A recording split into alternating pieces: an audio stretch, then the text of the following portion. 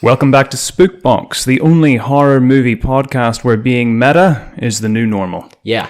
Thanks for listening to us again if you've listened to us before, and you're very welcome if you're new. SpookBox is a podcast where three flatmates think too much about horror movies and spooky media in general.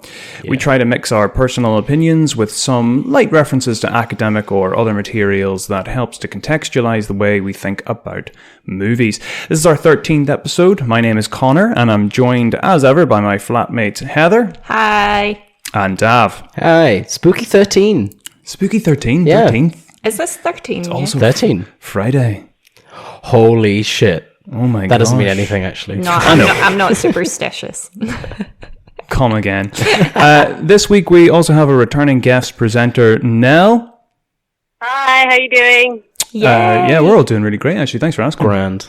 I want to refer to Nell as our resident Japan expert.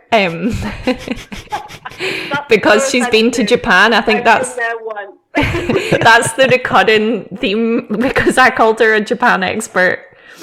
Okay, well, if you wish. If Nell's our resident Japan expert, then What the hell are you? yeah, Oh, no. I might have an identity crisis. Consulting Japan expert. Demoted. Yeah. Right. This week we're going to be looking at the super low budget 2017 horror comedy One Cut of the Dead by Shinichiro Ueda. I want to give a massive spoiler warning to anyone listening to the podcast today. This is a film that absolutely relies on surprise. So if you haven't seen it, go watch it now without any prior knowledge and come back and listen to this later. When you come back, don't forget to subscribe and give the video a thumbs up and leave a comment underneath the video. I'm always going to plug that. I'm going to keep plugging that until people actually do it. Yeah, well, that's the idea with these things. We got a comment last week, actually. Oh, yeah. What was it? Oh, don't read it out. It got removed by moderators It got because flagged. it was really bad. Yeah. Really? Yeah. Like one comment. We're not going to talk about it, but What? It was super spooky. So our movie had infanticide in the title. Our podcast had infanticide in the title last week. Yeah. And somebody came on and was like, yeah, infanticide. yeah, because it was about Hansel Finally. and Gretel. Gretel and Hansel, but oofed. Yeah, I don't think they actually listened to the full hour. Yeah, I don't think they listened to it. I think they were just like, oh, these guys are into killing babies. One of our own. And we were like, nope, wrong bit of the It's nice internet. it's nice. I mean, we take all sorts in our fan base. Is this I our think. fan base? God, I hope that's not our fan maybe base. maybe it has been this whole time. Oh no. Shit. We were just waiting for them to say something. So let's get Crossing some... the dark web. Yeah. Oh my gosh. Yeah, we're big on the dark web. Welcome to SpookBox. We're big on the dark web. Right, let's get some initial reactions to the film before we talk about a recap. But, I'm so cautious about the whole spoiler thing. I was wondering if maybe we could just sort of talk about our reactions to maybe like the first 40 minutes of the movie. Lame. Yeah, I think like you're saying lame. Like it was. I was sort of watching it and feeling quite surprised as to how shoddy it seemed. I was like, maybe I'm not sure what I expected from the film, but I was watching it and thinking about like, what is all this acting? What is all this weird wooden acting that I'm seeing? Like, are we gonna have to watch this for an hour and a half? Yeah, they played us. Yeah. What did you think, I Neil? kind of thought like, even if this is, as it even appears like it's taking the mickey out of the zombie genre, that I was kind of like, even as that, this is rubbish. Yeah. Yeah, So, completely. Like, GCSE level cinema. My first short film type of thing. I love it. You see, the worst thing about it is that as consulting Japan expert, I'll admit that I was watching the film and I really wanted to go, listen, guys, it's a very different culture over there. I know. I started. Part of why I enjoyed it so much is because I sat the first, 40 minutes or ever really trying to analyze Yeah. and like trying to write down really salient points about like references to J-horror and all of this stuff. Yeah. Right. So should I go into a recap? Yeah. Aye, sure. Go for it. Aye, move on into that. Right. Okay. So, while directing a hapless group of actors through a realism-focused zombie flick, the failed director Higurashi struggles to motivate his actors. damsel in distress Chinatsu, and hero Kamiya. To get the emotions he desires, he is struggling. At the same time, his crew, such as the over-talkative and self-defense obsessed Higurashi, are either too active in the production or continue to disappear without warning. In an attempt to shift the production into high gear, Higurashi explains that the filming location has been chosen because of its haunted qualities, that when blood is spilled on the roof, the dead return to the living. And this is exactly what the director has done. The premise of the film becomes reality, and the cast are chased through the abandoned buildings of the set by real-life zombies, some of whom vomit, some of whom seem to practice karate, and some of whom seem capable of momentary flashes of humanity. Ultimately, Chinatsu takes control of the situation, finding an axe almost by magic, and eliminating the zombies. The film ends with a crane shot showing Chinatsu standing in a bloody inverted pentagram as the credits roll. Should we just leave it there? No. Right. So then, after the first 37 minutes of the film ends, however, the film seems to start again. It's revealed that the director is, in reality, a struggling independent director himself, in talks to make a short, one-take zombie film for a fledgling network. His wife, now a retired actress and fitness nut, looks suspiciously similar to the self-defense crazed crew member, and his own daughter, while similarly determined to make it in the film business, is finding it difficult to fit in given her determination and pride. Ultimately, One Cut of the Dead reveals itself to be a film about the difficulties of filmmaking. Director Higurashi faces increasing difficulties in attempting to get a cast and crew to work together under his command, facing pressures on all sides from casting agents and network managers. He can't ask J-pop idol Chinatsu to do too much that's out of character, and he can't command enough respect to get Kamiya to do what he's told. After following the doomed production up to the day of filming, we are shown the film's first 37 minutes again, but this time from a fresh perspective. Vomiting zombies are actually alcoholics drunk on set. Strange disappearances of crew members are due to intolerances to mineral water, and seemingly questionable artistic decisions such as long takes, shifts to handheld camera, etc. are due to a cameraman's back pain and reluctance to trust his young female grip with responsibilities. One scene of extended screaming and 3 start-stop scenes of reconciliation between Chinatsu and Kamiya are even due to the director's wife getting too deeply into character. Ultimately, however, the cast are brought together by the experience of filmmaking, and the film's iconic ending crane shot is seen from a new angle. A human pyramid of the actors and crew coming together, enduring pain and hardship to make a work of art. Gorgeous. That was my summary. Gosh, That's it's beautiful. brilliant. That's a really good summary. Yeah. Thank you very much. When Yeah. people have summarized it online, they've mentioned like the film within a film is like nesting dolls.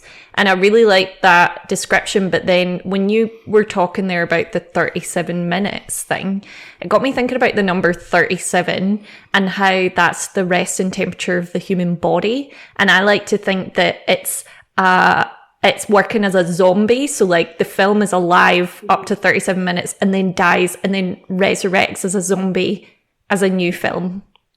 Never mind resting dolls, zombie within a human. No one say anything. Do you all think I'm mad? No one say anything. I'm here for that. I think that was really fun. Thanks, I like that. guys. Bringing numerology into Yeah. film theory. I'm into it.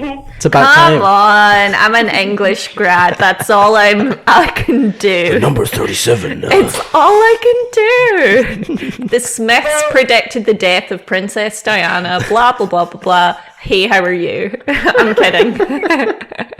But that I love those videos. What do you think, Nell? Do you like my zombie theory?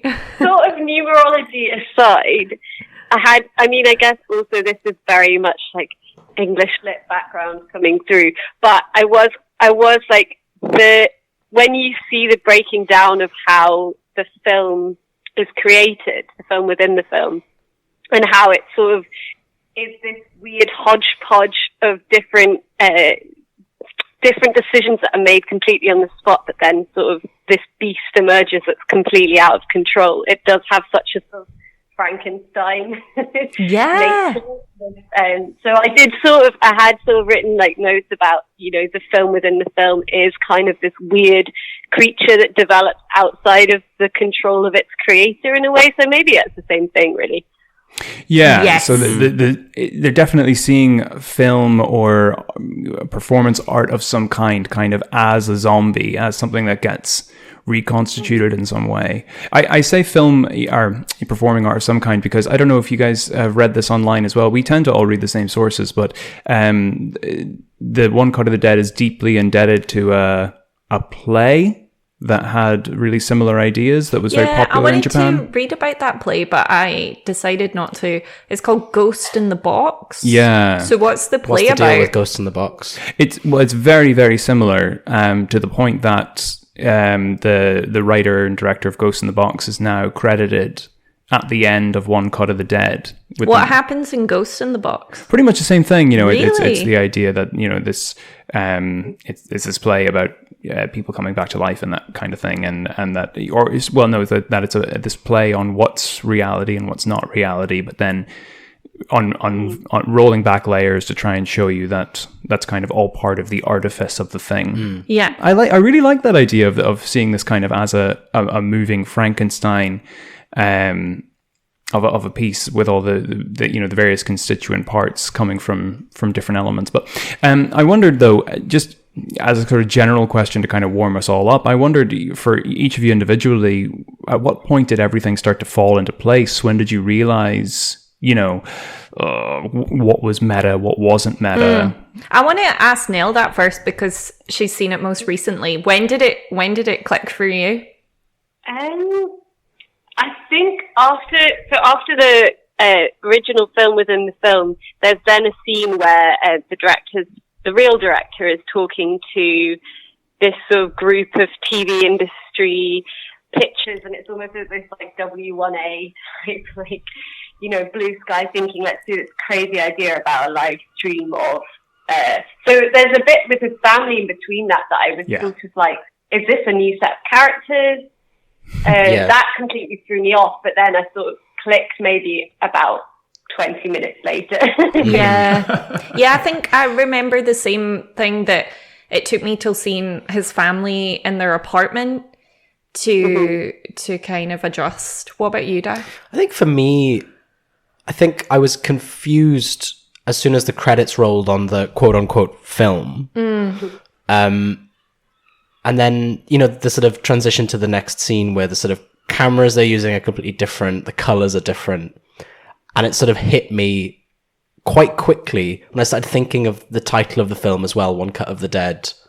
I didn't realize exactly what they were trying to do, but I did realize that we were about to get some kind of behind the scenes action on all Interesting. this. So you picked up that the equipment was different and that. Yeah, because they are notably different, I think. If I can remember correctly, at least. I think that's the real point that I was kind of asking about there, though, is that what you said is that you got an idea that they were doing something. Yeah. See, so this is really what I'm trying to say. When I said it, when did it all click into place? Because when it all clicked into place. Yeah, Right. because like I got in the sort of the same place as you, and I really thought that I had the whole thing figured out. I figured I was gonna, get this, backwards look at the thing, kind of like Tom Stoppard, dog.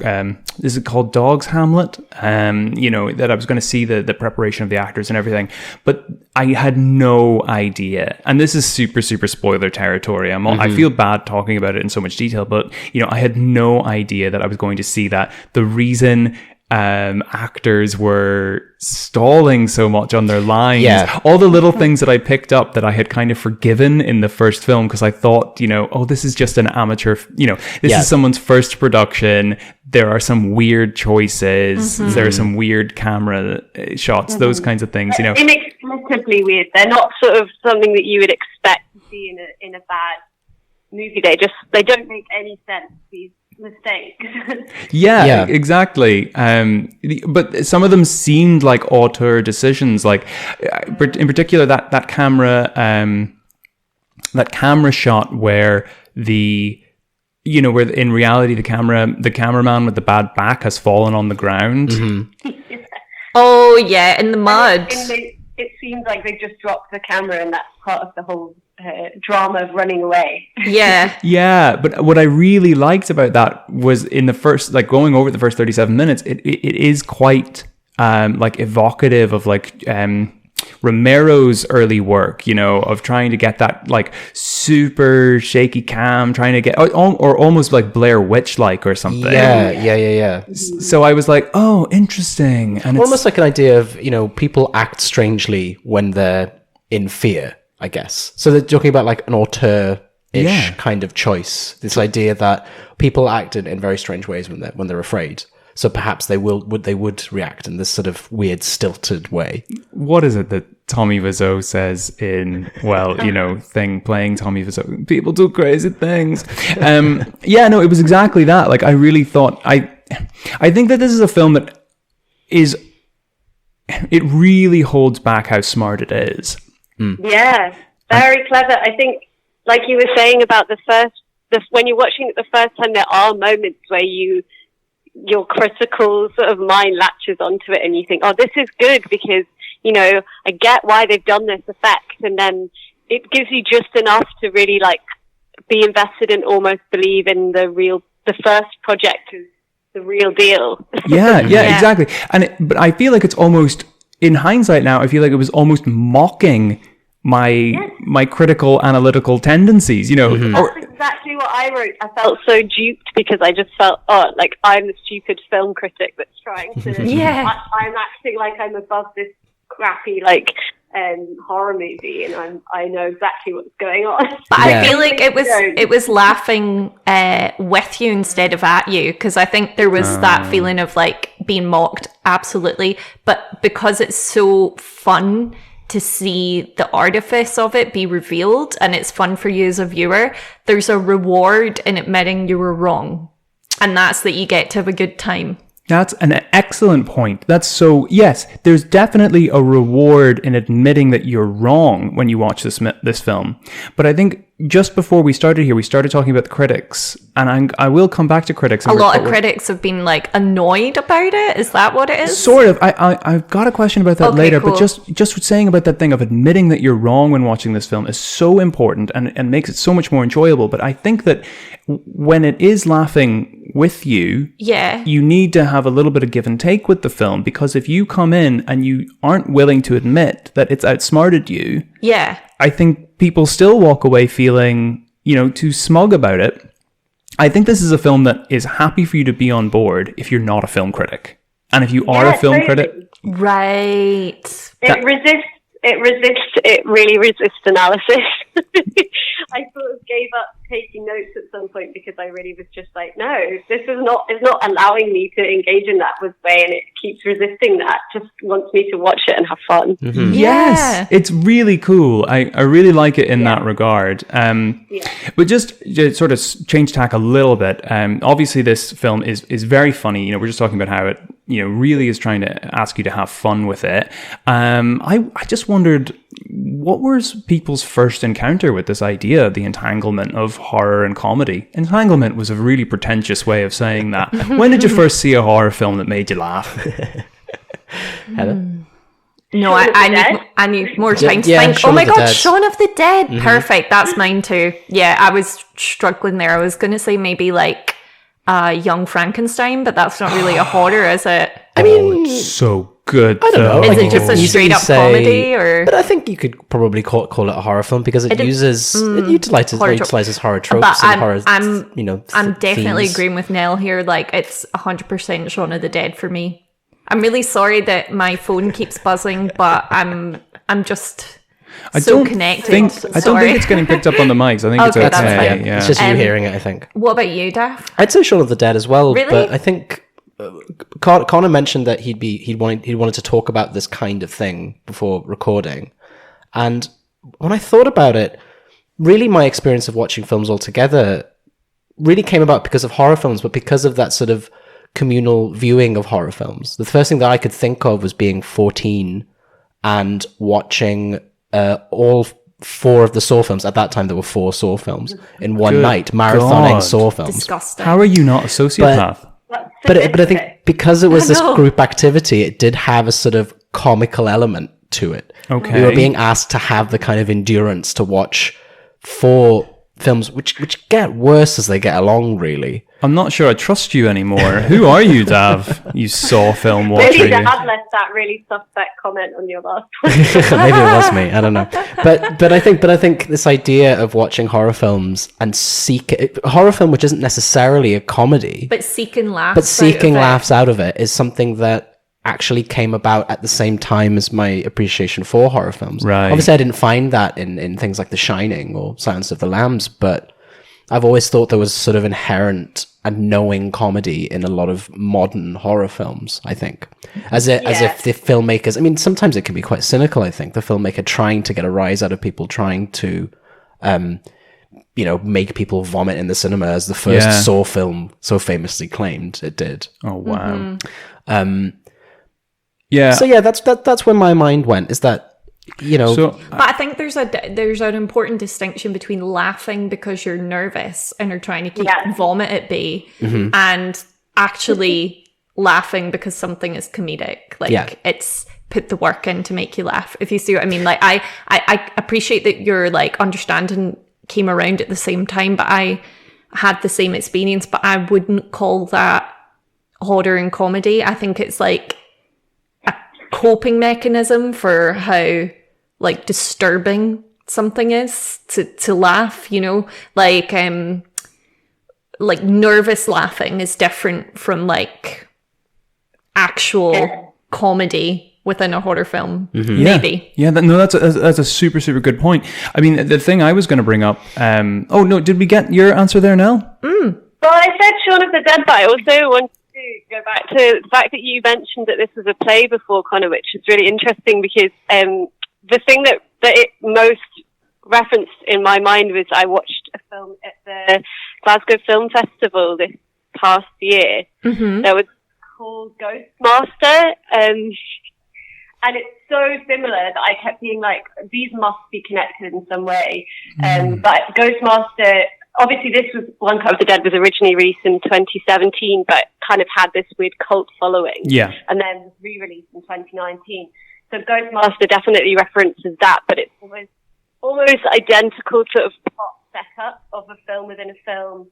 And they're filming like a romantic comedy, and there's a zombie attack, but it's the same thing where the director just kind of rolls with it just in the film, and it's really, really good, but very similar, but it kind of takes it in a really like much more sort of magical realism kind of way, and it actually is a much more of a spooky film rather than that sort of meta comedy thing that you see with this film. But I would really recommend it. Good. Oh, that sounds excellent. You. Ghostmaster. I want to see that. Yeah. We Heather and I were living in London when this was doing its kind of hype build up. I don't remember if you seeing it in the Prince Charles cinema. No, I don't remember. Yeah, Heather and I we would frequent the Prince Charles Independent Cinema. You might have heard of it. You can't fish for sponsorship in the middle of the podcast. Prince Charles, give us money. I don't think so embarrassed. I'm so sorry. I don't think they have any money. Yeah. I wanted to sort of chime in there and say that the first horror comedy that I saw. So I was born in 1988. I'm trying to figure out what age I would have been when I saw it. I think I was about 9 or 10, and I saw Evil Dead. I thought someone would mention Evil Dead here, and I saw it on TV. Because I don't know, on Irish TV, RTE, they would just chuck anything on, So, but I remember seeing that, and somehow I knew it was meant to be funny, but somehow in trying to make it funny, it almost became more frightening. The bit where Ash has cut his arm off, and the deer head on the wall starts laughing, and he starts laughing back. Something about that like manic. Surreal energy like scared the shit out of me. You were also 9, like maybe arguably the maybe case had could be something made. to do with it. but it was definitely it was supposed to be. There's a lot of stuff in that film that's I think intended to be sort of comical, kind of goofy, but sort of, as you say, a maniacal sort of goofiness. I almost feel like there's a possibility. If you think about something like Brain Dead with Peter Jackson, there's a point, and I think it's what you were talking about, Heather, with that nervous laughter. There's a point where like fear becomes sublime, you know, where you almost can't recognize. Yeah, that's very Ari Aster. Oh, Yes. yeah. Yes, Ari Aster. Yes, Nell, mentioning the fave. Exactly, yeah. But wait, what do you mean by sublime exactly? Can you just, like, talk about that a wee bit more? Yeah, you know, so that idea of the sublime, think of the man on top of the mountain looking out across the fog-covered hills, you know, that the sublime is when something is so immediate and so overwhelming that you lose the ability to really cognizantly or consciously describe it in logical terms, you know. So when something becomes just so frightening that you lose the ability to be logically afraid of it and instead just enter into the world of awe or maybe into the world of comedy, you know. Is that Kant, is it? I think Like that's a romantic sublime. Do you know what I've been That's saying just a all lot me. recently, and I don't know where I picked it Straight up, off the but if dome. something is like awe-inspiring or sublime in that way, I'll be like, that's stupid. And I think that does sum You're up the stupid. feeling of like you can't process it. I'm like, that's stupid. I think I'm trying to be like cute, but it's that emotion for sure. and I love that. That's fantastic. Like, That's just exactly trying to it, yeah. reject it because it's too much. It's a very Black Eyed Peas way of trying to describe the overwhelming, you know. Fergie over here. Yeah, Fergie. But I think, okay, sorry, Nell, go ahead. So I was just laughing. You can have that one for free. But I think getting back to this idea of horror as a comedy, I think especially recently, you're sort of maybe not calling it late in the horror film's life cycle, but sort of certainly past the 90s, there was a point where people... I get the impression that a lot of directors were starting to feel a bit jaded with horror movies and began to see these things that were supposed to be scary, the things that were supposed to be recognizably scary, as becoming wrought and kind of commonplace, and sort of films being overly reliant on things like jump scares, sort of increase it, like less ground being broken in terms of what can be scary and what kind of environments we do find scary and what we find scary as a society, and realizing that we can make this stuff, like people recognize these tropes now. Yeah. And what happens when people recognize tropes is that they start to become funny. Yeah, I think I've read, like, in 2020, a lot of people saying that they think that if a film can only scare you by vehicle of jump scares, then it shouldn't be classed as a horror because it's not actually doing anything to, like, create horror in and of itself and its material. Yeah. And it's just, like, a cheap way to become a horror film, and it shouldn't be allowed. So, like, people are really wanting something to, like, challenge them, and if you want to do the jump scares, then maybe you have to go down the route of horror comedy and make it into something else, but it can't be a jump scare film anymore on its own and get respect, kind of. And I wonder why that makes something like Shaun of the Dead so popular, because it is this film that very deliberately references older horror films. There's a lot of jump scares. Well, yeah, there's jump scares, but it's mostly that they speak to the kind of oversaturation of zombie media, really, in a way. I don't know if it would have been the same in 2004, 2003 when it came out, but it does play with these ideas, and it plays with the idea of, you know, in every horror film, this needs to be a trope of sort of heroism or martyrdom. One character sacrifices themselves for the sake of the sake of the group and things like that. And I mean, all that film is doing is taking a zombie film and making the heroes a sort of bunch of idiots, really, who just want to go to the pub. Have you seen Spaced, Nell? No. It's Simon Pegg's TV show along with Julia. what's her name? Yes. Yeah, it's on Netflix I've now. been told to watch it. I definitely want to.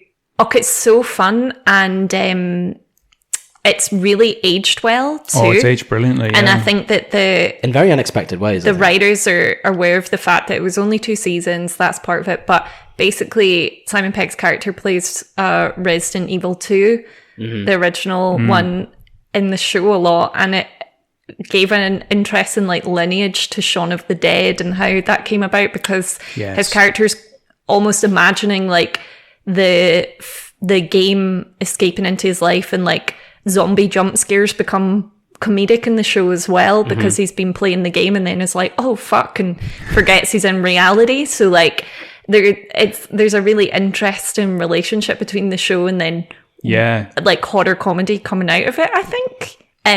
But worth a watch if you like rate Shaun of the Dead as part of that for you, and like it's just a fun show as well. You know, just want to check in on you there now, just because you're on the phone. Do you have anything else you wanted to add? I'm trying to think. I mean, it was just so hard to really sit down and like analyze it in the way that I was aiming to, because it is just so funny. And I just kind of, at the end of it, I just sort of sat back and was watching it, and it was so satisfying to see, you know, all the things that you'd picked up on before. It's just like such good payback. Like you were rewarded at every single instance, because you could see exactly how it went down. And I actually just loved seeing this like collaborative effort come together and make something really cool. Oh my god, yeah. That was kind of like the only way that I was trying to, you know, like talk about this in an analytical way. I was trying to figure out what, you know, is there a message? Is there a theme? That typical type of analysis. And I was like, maybe it's collaboration, grassroots versus this like corporate world, because it's so resistant to the way that the kind of television company try and make him make the movie. It just becomes its own thing in the end, and that's because there are so many different people just thinking on the spot and doing what they can in the moment. And I think that's what makes it really joyful as well. Yeah, definitely. It's interesting thinking about it is still so much a film that's about fun, but one thing that this whole conversation, it's not even on my questions. This is straight off the top of the dome, as Dav said. One thing this whole conversation has got me thinking about, and I feel I wouldn't be able to sleep tonight if I didn't bring it up, was have you ever experienced the complete opposite of this, where something's intention to become comic drives it into a realm of horror that I find personally skin crawling? You know, so with what you were saying earlier, Dav, I was really reminded of Scream. Yeah. And we're talking about films that sort of deliberately draw from horror tropes. Do you mean? And I know what you did last summer. Yeah. And this teen slasher genre, really. Yeah, the teen slasher genre, and how that became so popular in the late 90s. Early 2000s. Well, you know, personally, from a very personal perspective, I found those films just completely dreadful to watch because of the way they trivialized murder, because of the way they, you know, and I always got that they were meant to be funny, but the bit that crossed the line for me was that they seemed to blur funny, you know, humor, gore, and sex. Yeah. And I could never consolidate those things in my head. Also, they weren't like really targeted at the filmmaking itself, like the filmmaking of horror films, and let's laugh at that as the pretense. They were laughing at like tropes, the lifestyle of young people, kind of. Right. Like you're saying, like college age people. It was more laughing at their partying or sex, or I don't know, like there was something where it missed the mark with like targeting the film genre of horror itself, and maybe just targeted young people. Right, because it tried to draw on those, you know, like it was drawing on the last girl trope, you know, that this I just one person didn't find them funny though. Yeah, but I do get what you're trying to say, though. There is a sort of a knowingness to those kinds of films that what you're viewing is supposed to be like, you're supposed to get some sort of satisfaction or something. Yeah, I mean, I think these films are definitely sorts of precursors to something like Saw, because for a lot of people, the draw of Saw is seeing what kind of depraved traps Jigsaw can place all these poor individuals in. Well, and to me, there just seems to be this kind of depraved instrumentalization of death. It almost reminds me of kind of the industrial military complex or something like that. Sorry to just go totally. I'm just gonna go completely pretentious on everybody. I like where we're going with just this. be a complete wanker about this. But it does really. It gets me thinking about that. Instrumentalization of the lure of horror. It becomes, the modern equivalent of public execution. Public execution or public trials. I mean, all of these things are still, like, in their own modern forms, are happening. Yeah. Russia, for example, like the idea of making an example of something, and that the horror of it is theatrical, and that's part of what makes the punishment so awful and so off-putting for people to, and control how they behave so much more effectively than just being like, oh, well, we'll just, like, lock you away quietly. Yeah, absolutely. My boy Foucault got my back there talking about public execution. But then, so to flip it even one more time, so I don't know how many flips we've done. I think this film is actually just like... I'm always into these episodes where we just flip-flop. It's a tetrahedron of some kind. Yeah. So we're talking about the extent to which you want to have comedy in a horror film. The way I've got the question written down is, if you were going to make a horror film yourselves, to what extent would you try to include comedy in it? But, what I'm trying to go with that is, if you have a horror film that has got no comedy in it whatsoever, does it not just become entirely dreadful? Does it not just become like a slog? Yes, I actually think, yeah. What do you think, Neil? I think also it becomes less scary because the whole point of having the comedy element there is it plays on our sense of, like, suspense and release. So the reason that you're frightened is because there's suspense.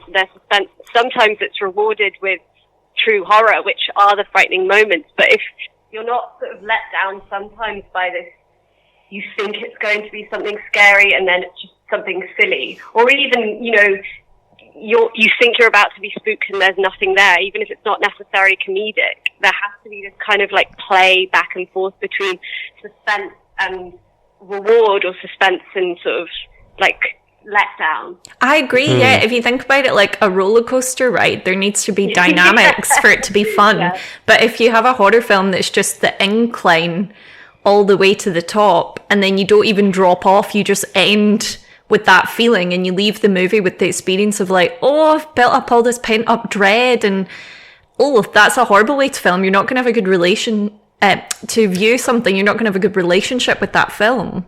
Like, I've seen movies that are just purely horror, and yeah, that it's not enjoyable. I think what Neil's talking about is, like, the dynamic wave of a film, kind of like a horror film at least, and it needs to be present for you to enjoy the experience.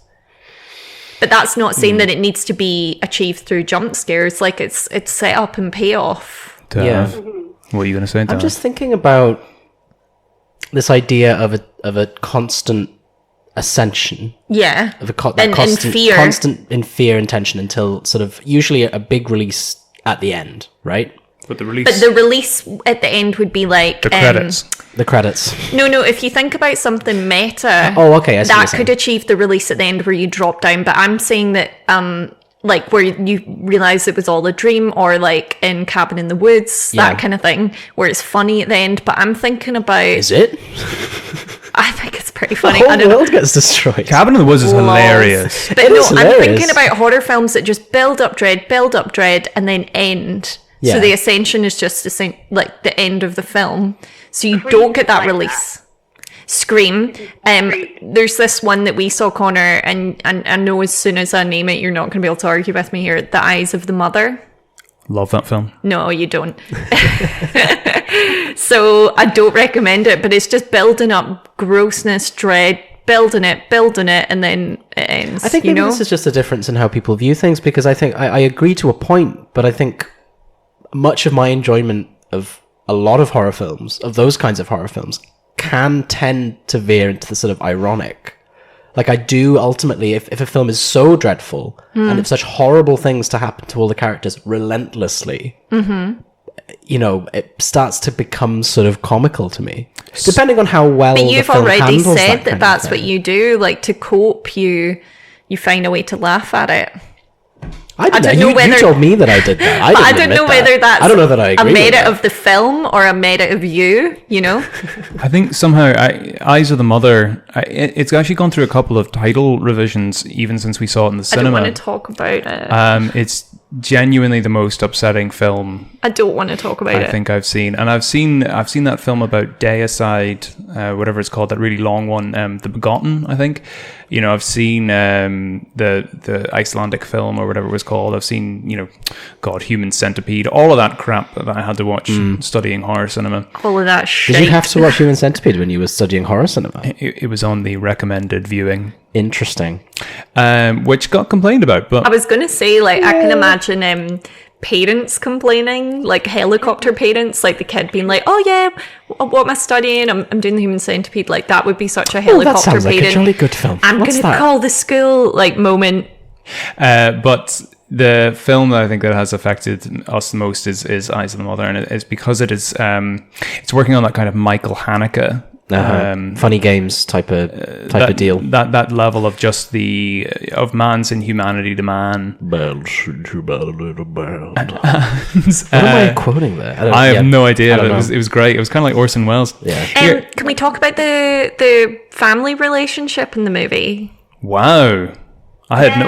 Yeah. Okay. I'd be down for Because that. I feel like that's a big part of the film. Like, when we see the photograph of the director who then plays the director character with his daughter on his shoulders, and then at the end when they're in the pyramid, they like recreate that.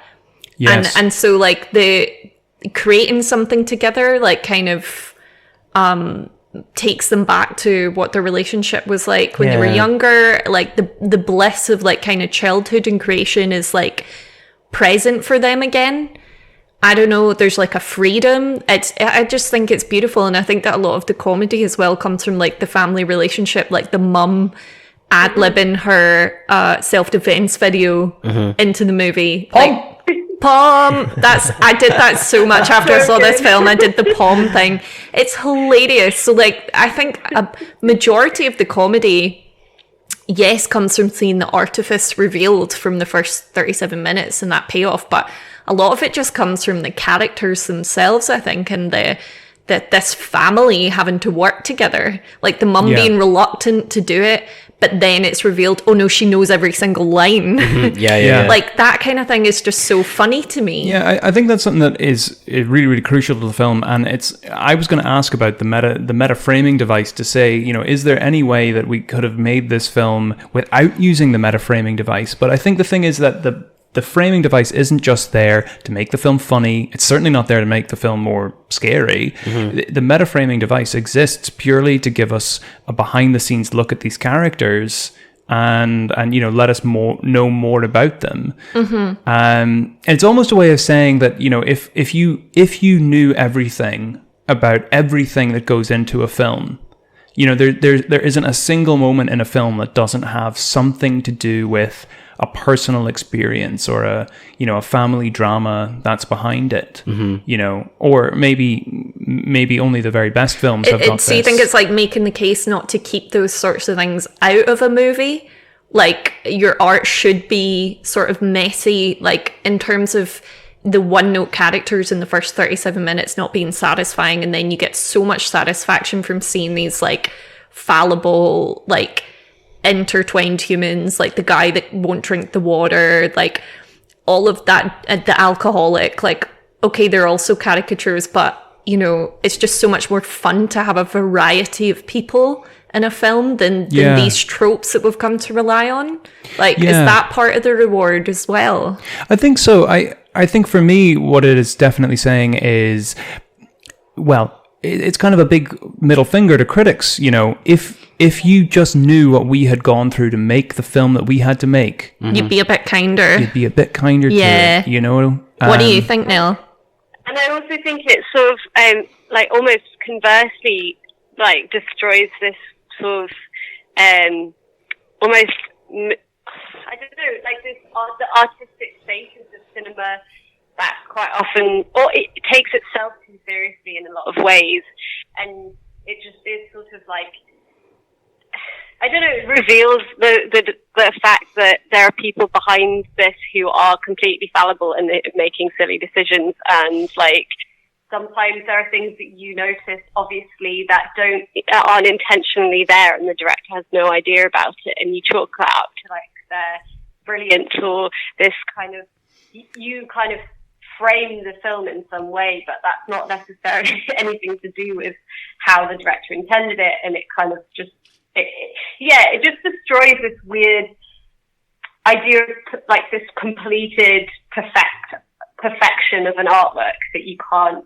look behind, I guess. Yeah. That's so much of what the final product of a film is to do with the the spontaneity of what happens on set and people's family dynamics, and the sort of the real humanity of the people that actually make these films. But then another part of me thinks that it's not just critical of criticism.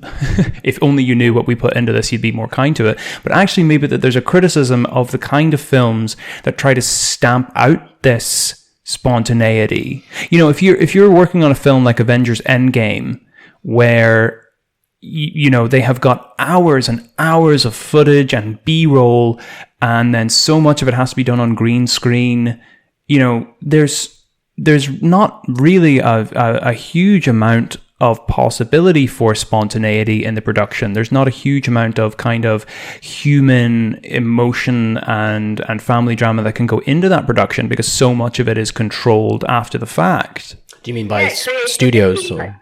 To put it simply, like the creativity of it is kind of taken away because it has to be so regimented.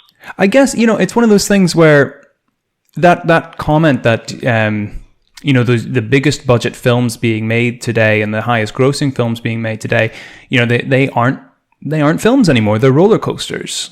And they're so rigidly structured, and they're so well thought out. And it's not a criticism. It's not saying that they're not art. It's saying that maybe what these films have done is taken the medium of roller coaster and raised it to art, but that it has become something distinctly different from what One Cut of the Dead is trying to have a discussion about, of that kind of the family of becoming an artistic team.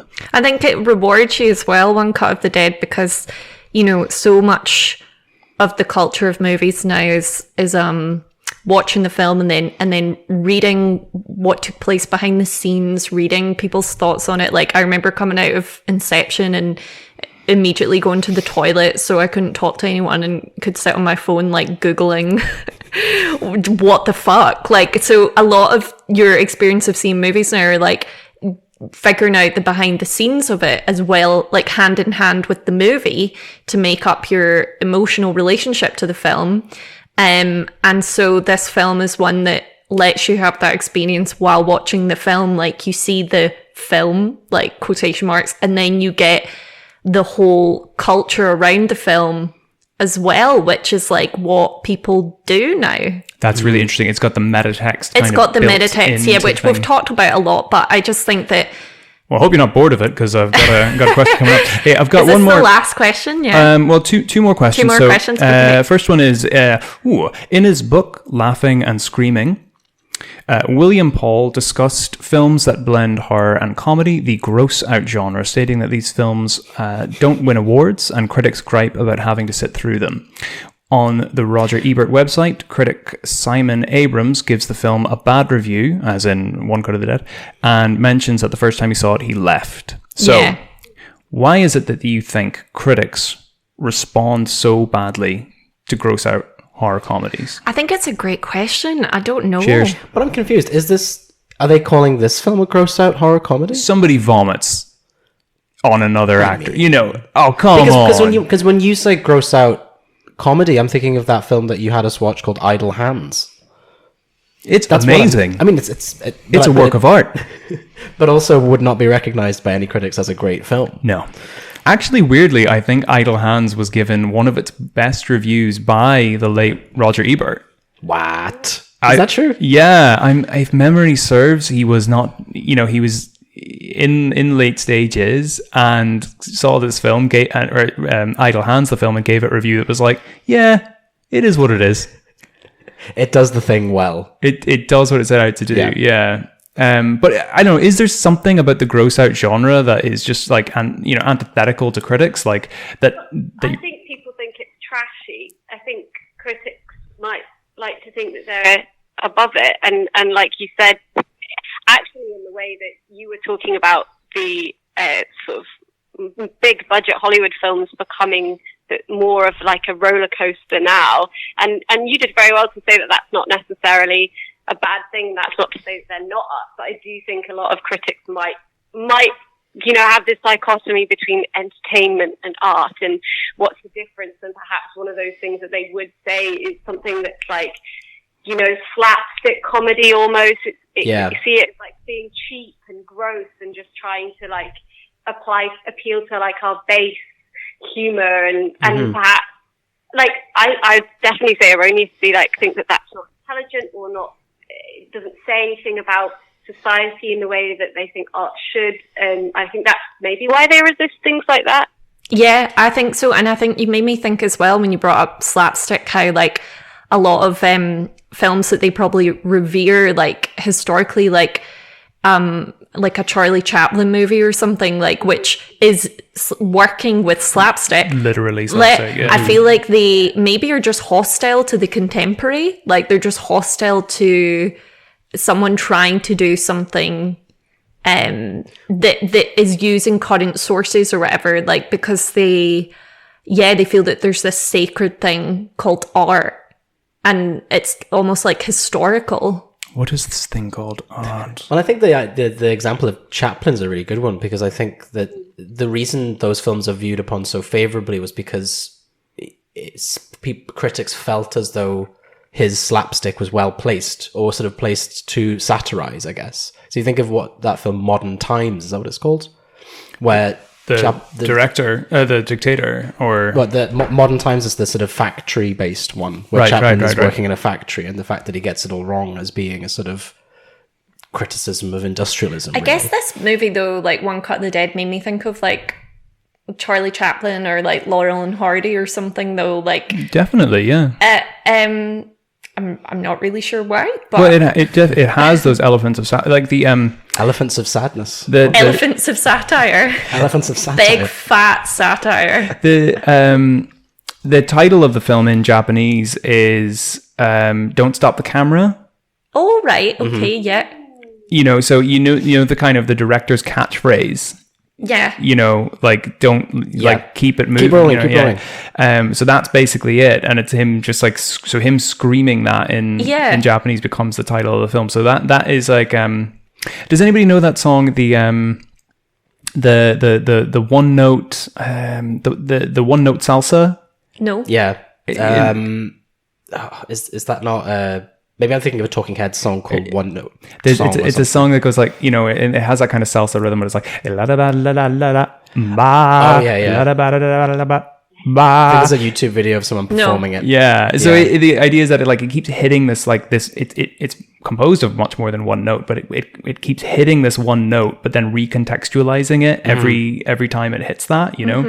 And with this film, because you have that kind of catchphrases character that pops up in an almost like Bugs Bunny kind of way, because he comes into some of the scenes out of nowhere. Yeah. The door opens like to the right of the screen, and there he is. Saying, don't stop filming. Don't stop filming. So then you see that, and at the beginning, it's don't stop filming is him being this megalomaniacal director figure. Then it's him having a artistic vision where he wants to capture realism. Then it becomes increasingly absurd.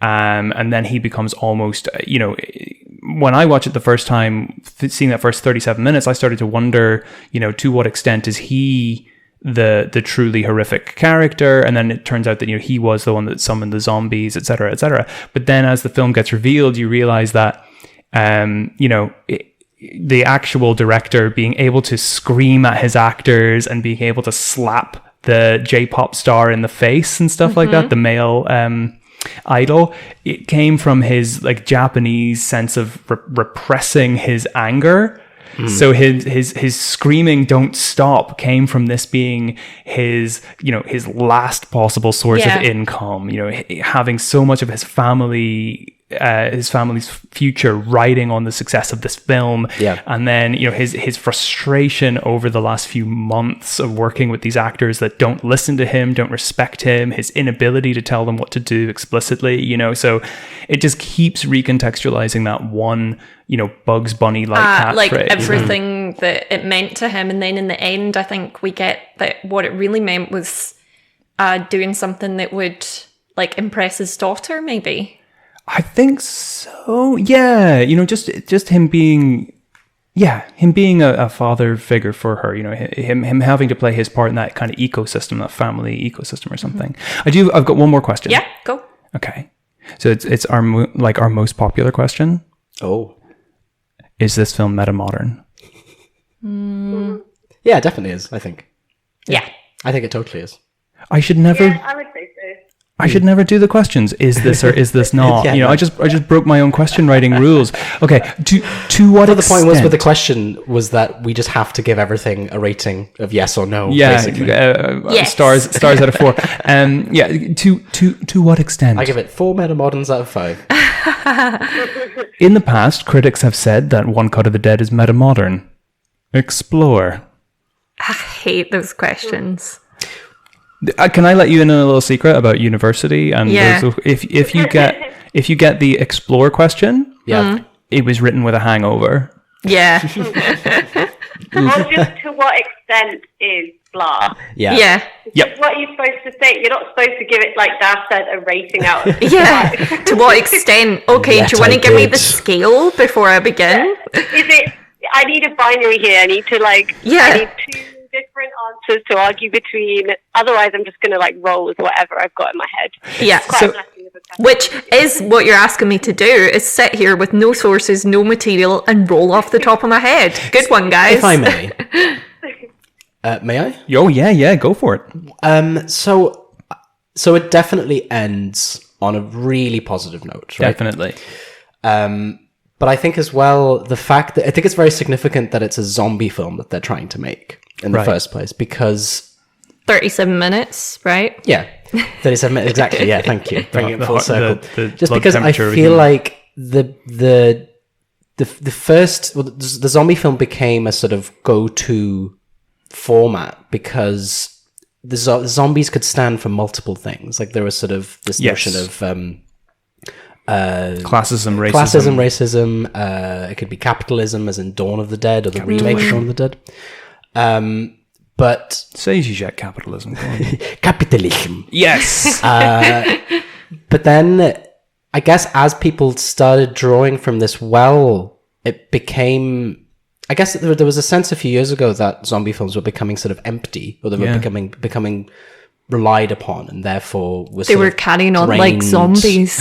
Well, exactly, yeah. So it was sort of quite a significant thing for them to do in the first place, really, for them to sort of just become this sort of lumbering zombie, the format itself becoming that. And I'm going to go as far as saying that this has to be the last zombie film ever made. Whoa. Right? Because I think in this time when sort of zombie films are sort of starting to lose it seemed like that they'd sort of run their course. Everyone had sort of drained all they could out of the zombie format, that had tried to have zombies as being a stand-in for capitalism, for being racism, for being classism. And then people just sort of started making zombie films about zombies. Warm bodies. Yeah, warm bodies, right? Yeah. But Great soundtrack. But then ultimately, zombie films always had this. The thing about zombie films was they were always about a force against humanity, I guess. Yeah. That this idea that people can bandy together to fight this threat. And I think the idea that the zombie film is the thing that the characters in the film are trying to make, the insurmountable thing isn't zombies themselves, but zombie films. Right. Trying to make a meaningful zombie film in the 21st century. And the zombies in this film represent the history of zombie films. Maybe, yeah, I don't know. Oh, that's maybe. cool. And then at the end of the day, coming to the same conclusion that zombie films would have once had, the idea of humanity conquering an insurmountable force or something like that. Yeah. And the sort of the the force that it's achieved. Well, it's also pushing up against sort of, is the the history corporation of the as well. genre. Yeah. And corporations too. So that's my bit to saying it is metamodern, because it arrives at a certain agree, place. And to add to that, Dave, I feel like there's also the element in zombie films of like humanity, what humanity could become because a zombie, is a literally like reborn human being as a monster. So that definitely fits into all of the things that you've said there. Mm-hmm. Yeah. So that's my bit. It is I just metamodern wanted because to of say that. then, if this is going to be the last zombie film, that's a bit of a problem, because I've just figured out that not only is Nell our resident Japan expert, she's our resident zombie expert, because the last time you were on, we did Train to Busan. That's right. Yeah. So Also, was thinking the one that Train to Busan that we discussed last time as well. I know that you guys kind of have a tradition of doing films that you like that are rubbish and are just really fun to talk about. Yeah. And I feel like both of the films that I've guested on, I found quite hard to talk about because I'm just like, they're great. Yeah. Oh yeah, my yeah, god, yeah. So we'll need to switch it up We'll need next to get time. I need to get you on when we get a stinker. A real turkey. Yeah. Eyes of the Mother. No, we are not covering that. No. Go on. Go What on. are we doing next week? Is it me? It's you. It's meant to be you, yeah. I kind of want to do Sadako. I've not seen it. Oh, no. But I just want to talk about like social media, blah, blah, blah. Right. But if you've not heard of it, Nell, it's by the Ring director, except this time the curse is passed through a YouTube video. Fun. But I don't know. Maybe it'll be that. It's the only thing on my mind.